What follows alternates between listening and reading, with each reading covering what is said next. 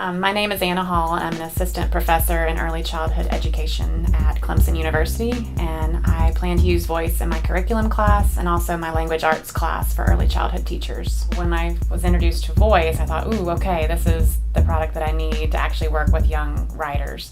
So it became a perfect tool for me to introduce to teacher educators that were going to work with very young children because of the ease that I saw in using it and the way that it looks so professional when you were done. The research I've been doing recently has shown, it's in early childhood writing, has shown me that parents don't know quite as much about writing development over time, and that kids really are writers even from the very beginning when they're starting to scribble and draw. So for me, it was a platform of something I had been wanting to say for a long time. And I went home and was inspired to create my own. My name is Anna Hall. I'm an educator, researcher, and author.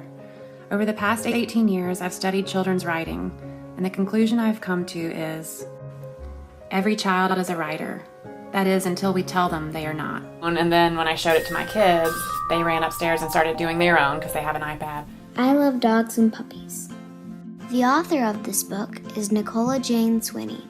This book tells about 47 different breeds. For each breed, this book tells where the dog is from, what the dog looks like, and whether or not they are a good pet. And worked on it all weekend, so I could see from a very first-hand basis how easy it was for kids to do on their own. But one thing about my teaching is that I like to, when I learn something new, I kind of like to throw it in as soon as possible, just because I'm excited about it. So my students were going to just orally present what they had learned about creating this theme immersion throughout the semester. But then I offered them extra credit to do a voice video, and all 17 students chose to do it. So that told me that it was not too cumbersome of a process to learn it on a very quick timeline and to do that because they all chose to do it. And then we all actually reflected on, if we had done oral presentations, it would have taken 2 full days is what we had in the syllabus. But using the voice videos, they were 1 to 2 minutes max. So we got through everyone's presentation in one day, and everyone talked about how much more enjoyable they were to watch and listen to than it would be just an oral presentation. So that is definitely something I'll incorporate in the future in my classes.